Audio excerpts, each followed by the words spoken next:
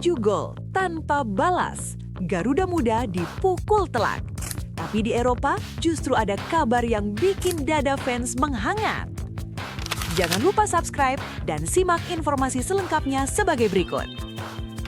Tak berkutik, Timnas Indonesia U17 digebuk China 0-7. Kiprah pemain abroad Indonesia, Kevin Dix comeback, Justin Hubner rutin jadi starter di Eropa.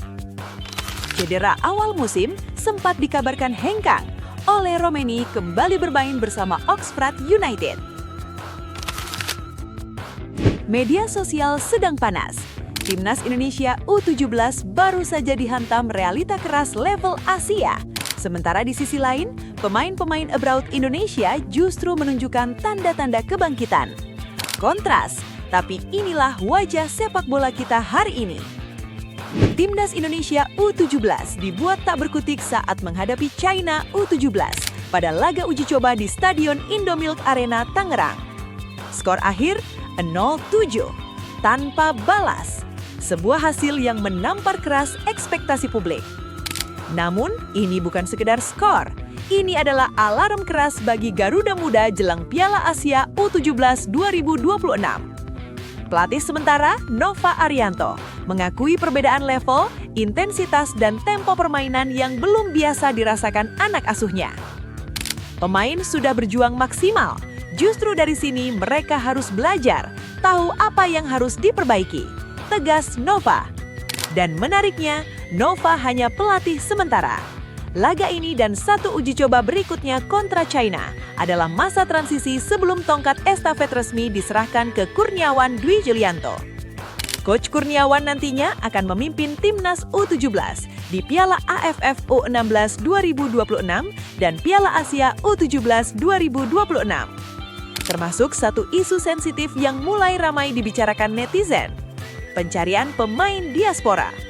Pertanyaannya, apakah kekalahan telak ini jadi titik jatuh atau justru fondasi kebangkitan? Saat Garuda Muda terjatuh, di Eropa, nama-nama pemain Timnas Indonesia justru naik grafiknya.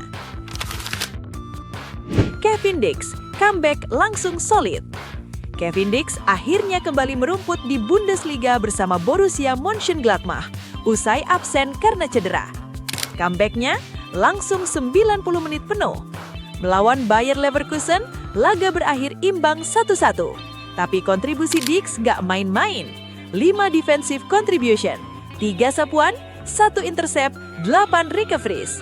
Rating FOTMOB 7,1. Comeback yang tenang tapi meyakinkan. Sinyal kuat, dia siap bersaing lagi di level tertinggi. Justin Hubner, konsisten preman Eropa. Bergeser ke Eredivisie, Justin Hubner lagi-lagi jadi starter bersama Fortuna Sittard. Main 90 menit, duel keras, 14 defensive contribution, dan 1 kartu kuning. Tanda bek ini gak takut duel. Fans mulai bercanda tapi serius. Lini belakang Timnas bikin Hertman pusing karena pilihan makin banyak. Dan itu fakta. Persaingan sehat sama dengan level Timnas naik. Ole Romeni balik meski belum ideal. Ole Romeni akhirnya kembali bermain untuk Oxford United di Championship Inggris.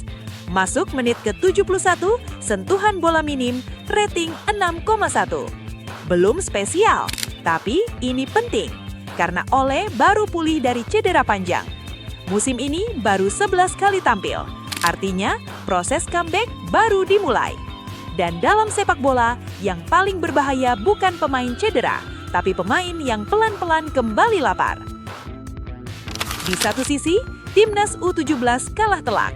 Di sisi lain, pemain senior Indonesia di Eropa justru naik grafiknya.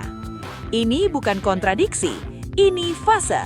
Sepak bola nasional sedang berada di masa transisi keras, jatuh di level junior, tapi matang di level profesional.